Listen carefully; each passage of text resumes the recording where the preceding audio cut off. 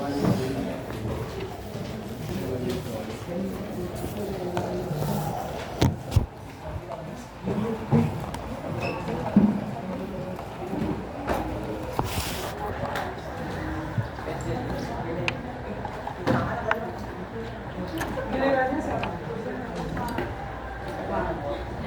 terakhir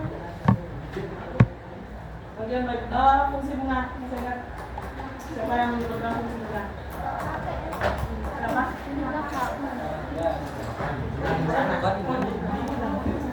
Apa terakhir? Nanti ke Anggara. Oke Pak. Fungsi.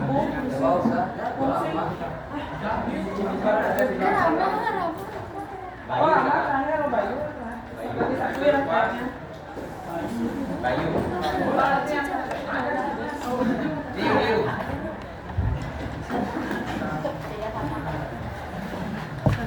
Pokoknya di buku paket kalian tentang transport saat ini ada. Kalau dapat minum LHS sama ikan ada. String boleh. Atau dapat buku paket yang KTSP ada di pengertian ekstravaskuler sama IPA. Nanti ke depan perbedaan.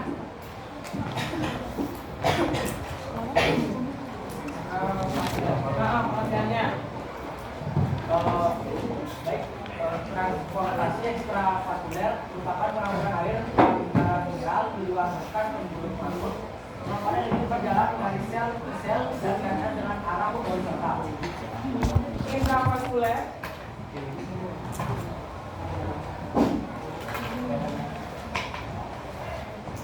intravaskuler adalah proses pengangkutan zat yang terjadi dalam pembuluh rambut dan itu terjadi dalam silang dan koes. Proses pengangkutan dalam pembuluh rambut terjadi secara vertikal. Kalau transport ekstravaskuler itu merupakan transport air dan garam mineral tanpa melalui berkas pengangkut. Intinya dia tidak melalui berkas pengangkut ini. Intinya tidak melalui berkas pengangkut.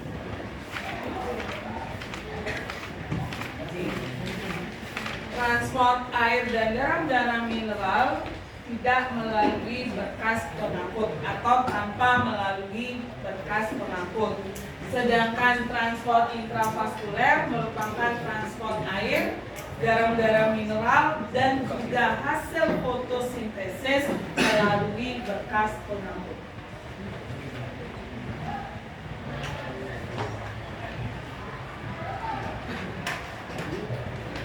Ibu buat bagian belakangnya aja, tidak lebih baik bagus bahasanya gampang. Transport ekstravaskuler, pengangkutan air dan garam mineral tanpa melalui berkas pengangkut. Itu intinya. Kalau transport intravaskuler merupakan pengangkutan air, garam mineral dan hasil fotosintesis melalui berkas pengangkut. Ekstravaskuler yang diangkut itu air dan garam mineral saja. Sedangkan yang intravaskuler yang diangkut itu selain air, garam mineral juga hasil fotosintesis. Ingat, garam mineral itu kalian boleh menyebut yang lainnya, misalnya unsur hara.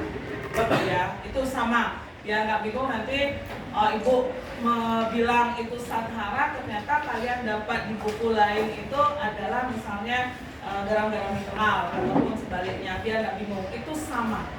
Ya, banyak istilah yang untuk garam mineralnya. Tuh setiap ada menyebut garam mineral, ibu juga sudah menyebut yang lainnya. Itu ya, garam mineral boleh, mineral saja boleh, unsur hara, zat hara, nutrisi, nutrien itu sama.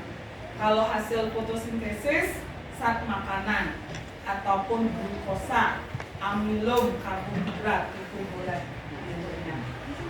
Ini transport ekstravaskuler merupakan transport tanpa melalui berkas pengangkut.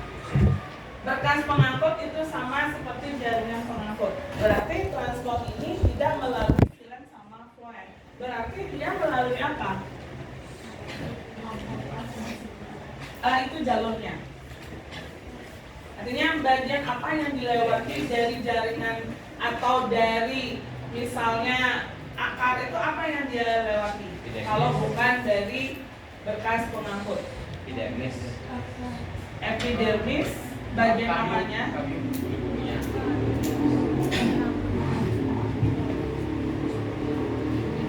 Dinding selnya.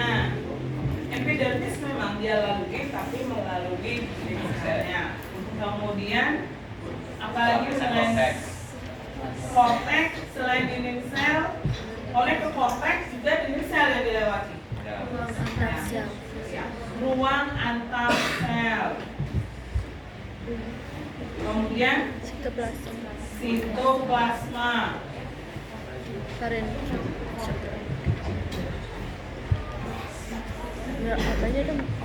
Dia melewati sitoplasma dari satu sel ke sel yang lainnya itu dia melalui plasmodesmata.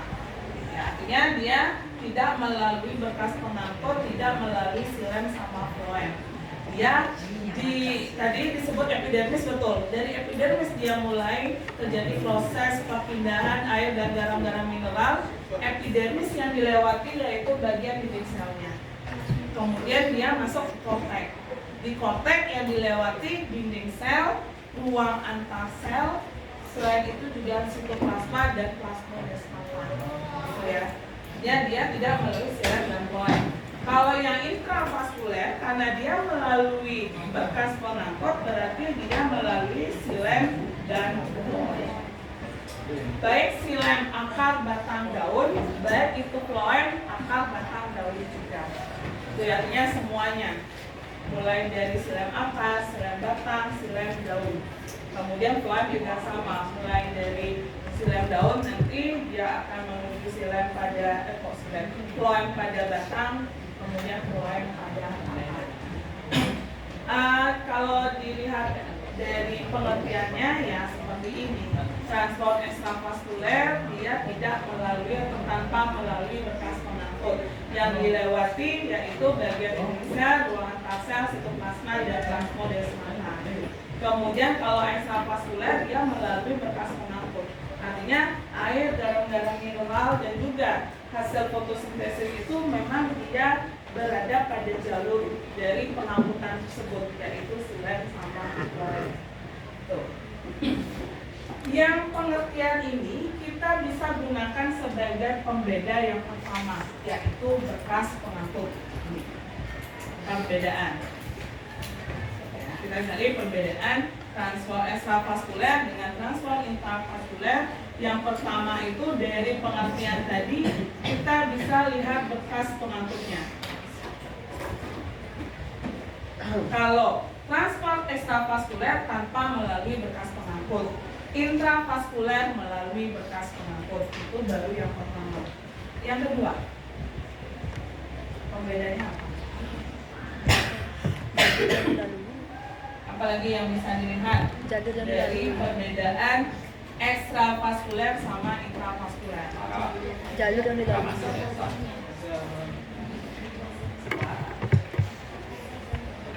Kenapa? Kalau lokasi dan mediumnya yang dimaksudkan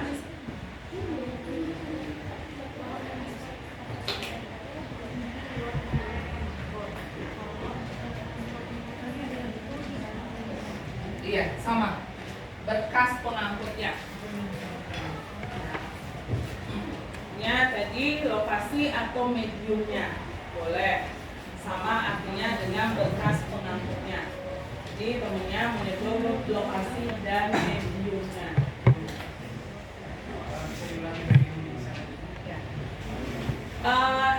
Dia tidak melalui bekas pengangkut, tetapi dia melalui, artinya ekstravaskuler itu tidak melalui silem sama floem, tetapi dia melalui dinding sel, ruang antar sel, sitoplasma dan plasmodesmata dari epidermis, korteks sampai di endodermis. Ya. Jadi dia nggak sampai ke silem floem. Itu ya. Lokasi dan medium. Boleh, ini sama. Yang lainnya. Ayo, yang lainnya ada lagi bedanya. jalur dulu. Atau bebas saja tadi jalur, maksudnya jalur. Ya, Kalau yang ekstravaskuler jalurnya horizontal. Kalau yang intra vertikal. Jalur atau arah ya transportasi. Anggap ini satu, ini satu. Yang dua, ini kalau ekstravaskuler tadi horizontal. Horizontal itu sampai ke atas bawah. Sampai horizontal. Ini. Kalau ini adalah vertikal. Ya, lurus. Sekarang, kenapa transport ekstravaskuler itu dikatakan dia horizontal? Karena ekstravaskuler ini kan terjadi di akar. Akar dari akar paling luar. Ya, ibu gambar akar aja dulu sedikit.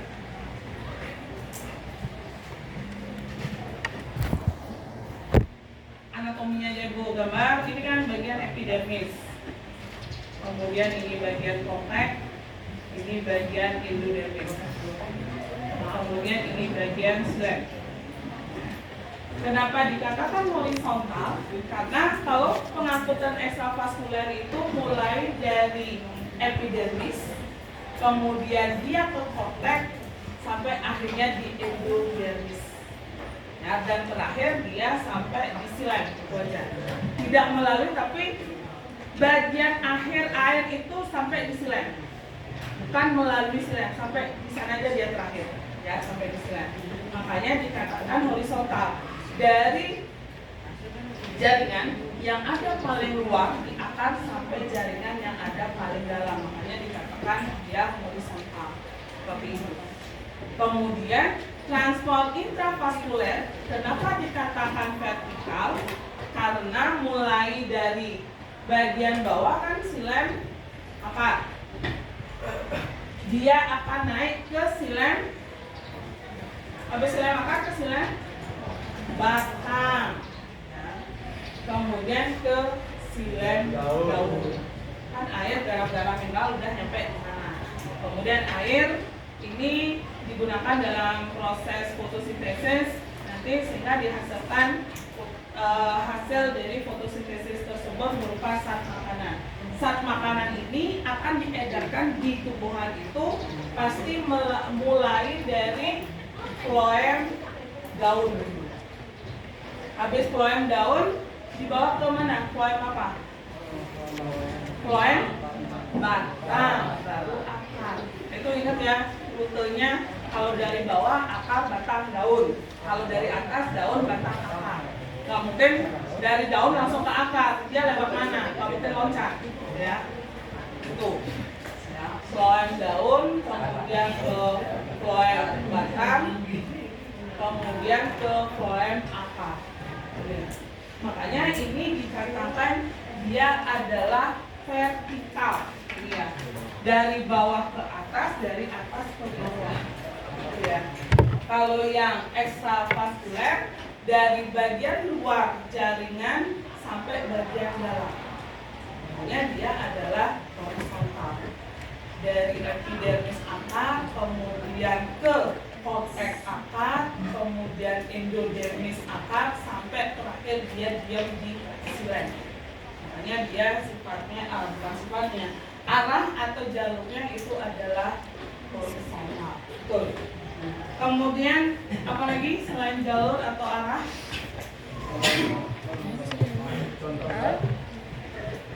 Kenapa?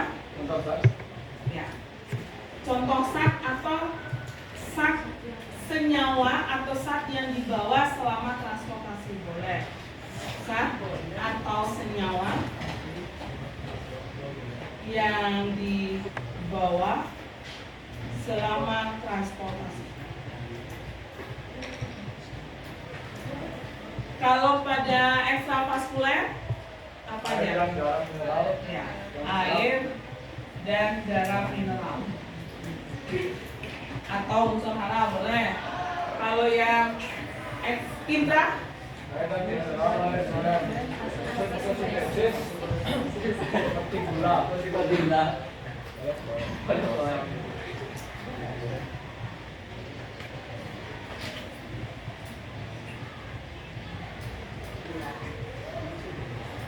ekstra dia hanya membawa air dan juga garam-garam mineral, itu aja yang dia bawa. Gitu ya, seperti penjelasan di awal, pengertian dari ekstravaskuler merupakan pengangkutan air dan garam mineral tanpa melalui berkas pengangkut. Sedangkan yang intravaskuler pengangkutan air, garam-garam mineral dan juga hasil fotosintesis melalui berkas pengangkut. Ya, bedanya ini nggak ada hasil fotosintesisnya, ini ada tambahannya yaitu hasil fotosintesis. Tetap ada yang beda, gitu ya. Kemudian yang keempat,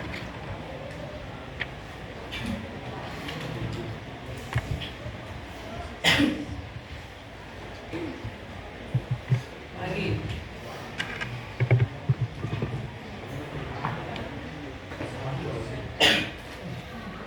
Kalau ibu buat lama transportasi, Bisa. lama transportasi atau waktu yang diperlukan dalam proses transportasi, atau waktu. Biar bingung nanti kalau lama transportasi. Waktu yang diperlukan dalam transportasi.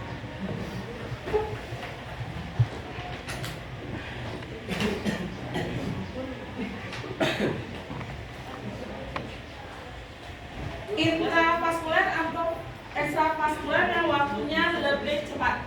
Intra. Kenapa? Karena intra juga di dalam pembuluh.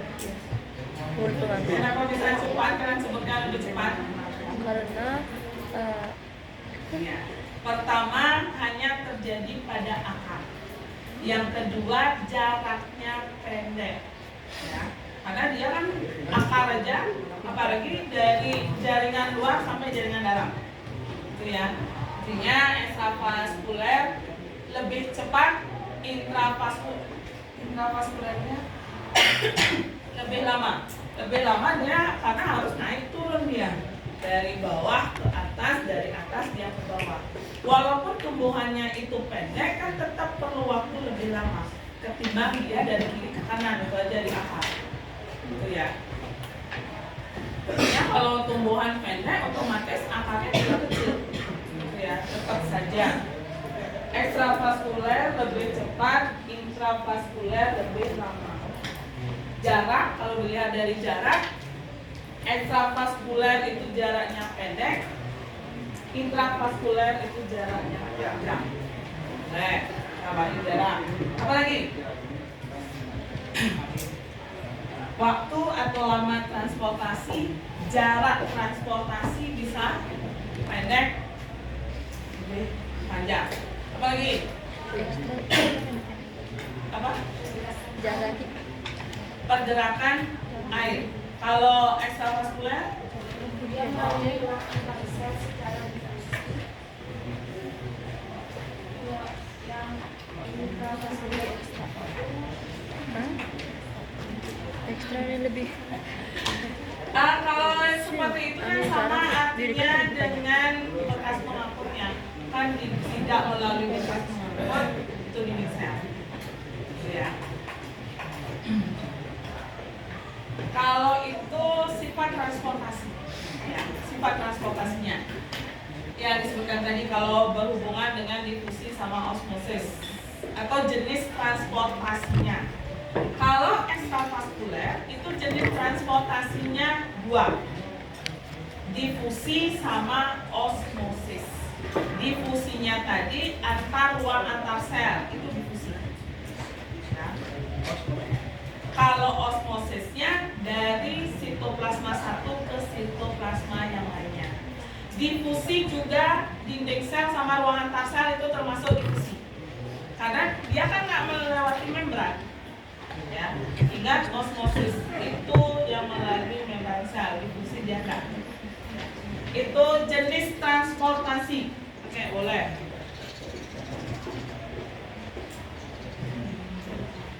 Kalau pada ekstravaskuler, dinding sel sama ruang antar sel ini secara difusi Yang ini sitoplasma, ini osmosis. Kalau pada intravaskuler, difusi atau osmosis? Atau keduanya? Silen satu ke silen yang lainnya, dari floem satu ke floem yang lainnya, dia ke lebih. Ya lebih ke osmosis. Kenapa? Karena silen itu kan ada sel-selnya, seperti unsur trakealnya kan ada trakeid, trakeal, seperti itu. Itu kan merupakan sel. Sel satu ke sel yang lainnya itu dia berpindah. Kalau sel pasti ada membrannya, ya dari membran satu ke membran yang lain itu berpindah airnya, otomatis itu adalah osmosis. Ya, ini jenis transportasinya. Kalau yang ekstravaskuler itu difusi dan osmosis, kalau yang intravaskuler itu lebih ke osmosisnya. Itu yaitu melalui silen sama floemnya. Karena dia melalui sel satu ke sel yang lainnya berpindah. Otomatis kan ada ruang antar sel, ada membrannya, dia berpindah. Ya. Kalau pada ekstravaskuler, kenapa ada difusi?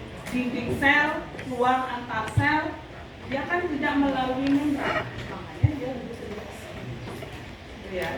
Kalau sitoplasma, plasmodesmatanya baru dia osmosis karena berpindah sel satu ke sel yang lainnya. Ya. Ini. Misalnya seperti ini. Kan ini adalah dinding, misalnya kan dia lewat sini aja ya. Nanti dia keluar lagi melalui dinding. Kan seperti itu. Dia kan nggak ada anggap ini dindingnya, ini di sini membran. Dia kan nggak ada masuk ke dalam, dia keluar. Di sini kan ada lubang yang disebut dengan nota. Ya, yang menghubungkan ini kan ke sini plasmodesmata namanya. Lubangnya ini dia nokta, makanya kenapa air itu bisa keluar dari dinding, karena dia melalui nokta, lubang yang ada di bagian luar. Jadi dia nggak masuk ke membrannya, makanya dia lebih. Kemudian ruang antar sel. Kalau ruang antar sel itu kan kosong dia, makanya difusi juga, bukan melalui membran. Ya, dari dinding sel ke ruang antar sel, dari ruang antar sel ke dinding sel lagi kan tidak melalui membran, makanya itu adalah difusi. Ya. Kalau kenapa sitoplasma satu ke sitoplasma yang lain itu osmosis? Misalnya ini sel, kemudian ini sel lagi. Ini kan ada plasmodesmata di sini. Ya, jembatan penghubungnya namanya plasmodesmata. Otomatis dia pasti dari sini kan ada membran di dalamnya, nggak membran. Ini membran.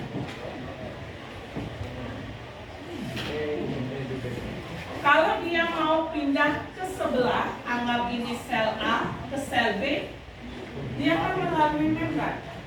Sitoplasma, kemudian membran, dia melalui dinding, ada penghubungnya. Kemudian dinding, ada membran lagi baru bisa masuk. Di sini, lu ingat lubangnya itu disebut nokta, jembatan penghubungnya itu plasmodesmata. Ya, makanya kenapa ini difusi, kenapa ini osmosis. Kalau ini ya osmosis pasti satu dengan sel yang lainnya.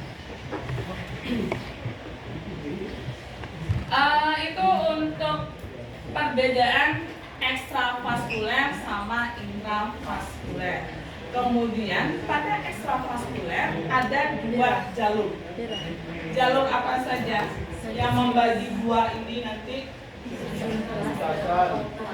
Jalur atau lintasan boleh sama? Ya, apoplas sama simplas. Itu. Jalur atau lintasan sama.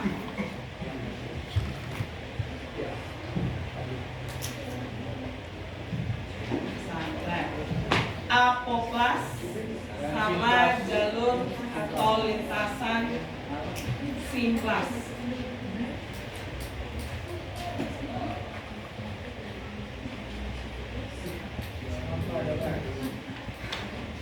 Kalau yang lintasan apoplas dia melalui apa? empatnya itu.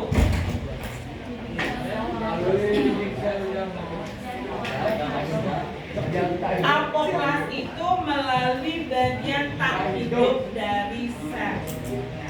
Bagian tak hidup dari sel yang dimasukkan adalah dinding sel dan ruang antar sel.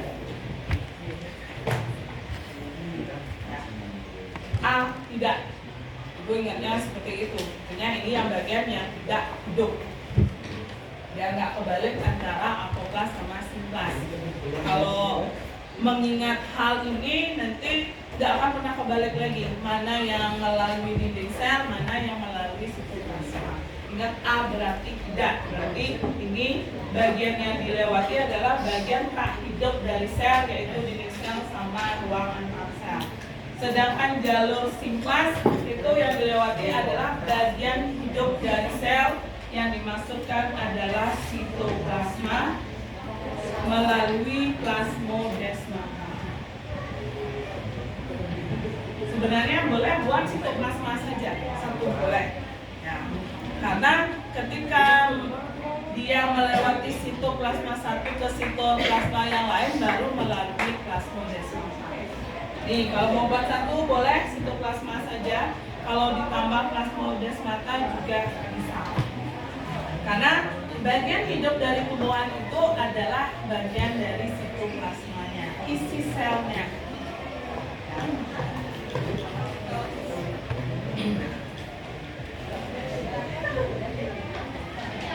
Tadi lupa untuk transport ekstra sama intra, dimana kalau transport ekstravaskuler itu dia lanjut ke transport intravaskuler.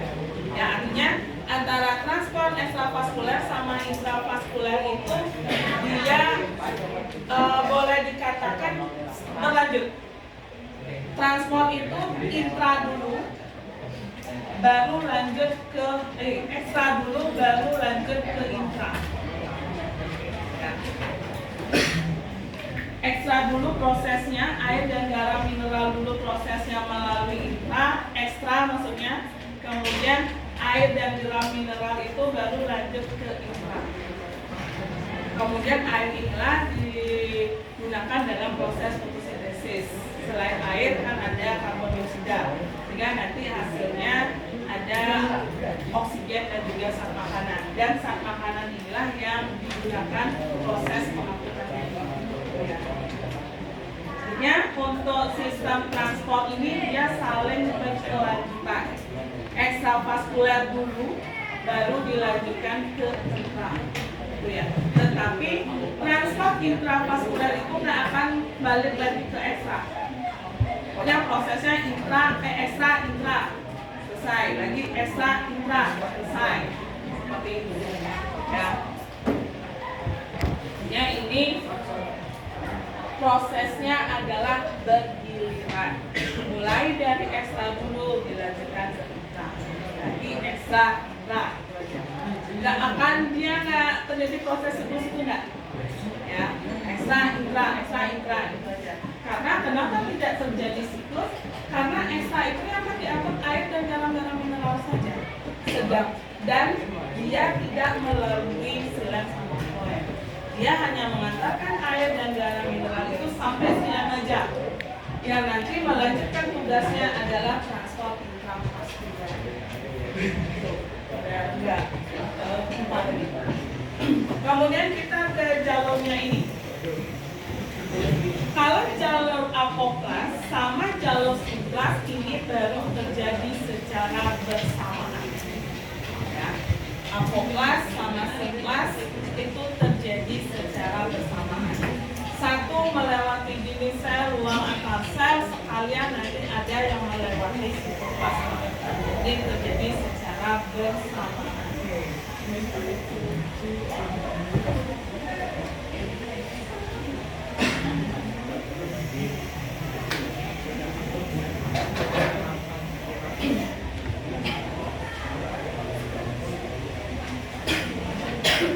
Dan jaringan yang dilewati pada apoklas itu, kalau jaringan yang dilewati pada apoklas itu adalah epidermis, kemudian Poltek, dan juga terakhir itu apa namanya, endodermis.